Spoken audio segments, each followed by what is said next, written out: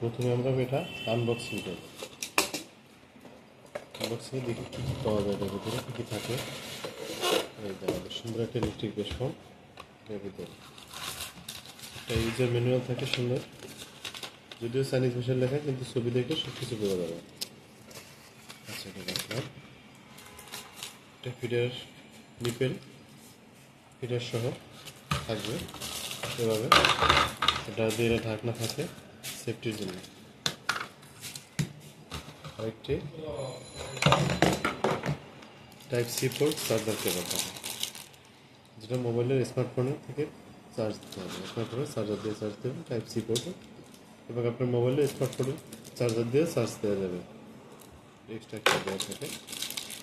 আর এটা ব্যবহার করে নিয়মিত আপনি ওয়াশ করবেন।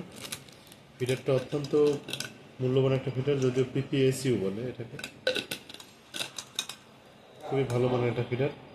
100 ডিগ্রি তাপমাত্রায় এটা পানিতে ফুটানো যাবে।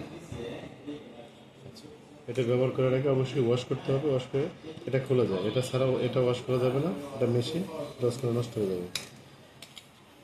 এভাবে ওয়াশ করে, এটা প্রথমে ওয়াশ করে তারপরে এটা সহজেই লাগানো যায়। এরপরে আমরা এটা অন করবো। প্রথমে 8 ঘন্টা চার্জ দিতে হবে, চার্জ কেবল দিয়ে চার্জ দিতে হবে। কেবলটা আপনি মোবাইলে স্মার্টফোনের চার্জারে লাগাবেন। আমরা কীভাবে ব্যবহার করবো? ব্যবহার নিয়ম হচ্ছে, এটা হালকা প্রেস করে রাখবো, বেশি জোরে না, হালকা প্রেস করবো।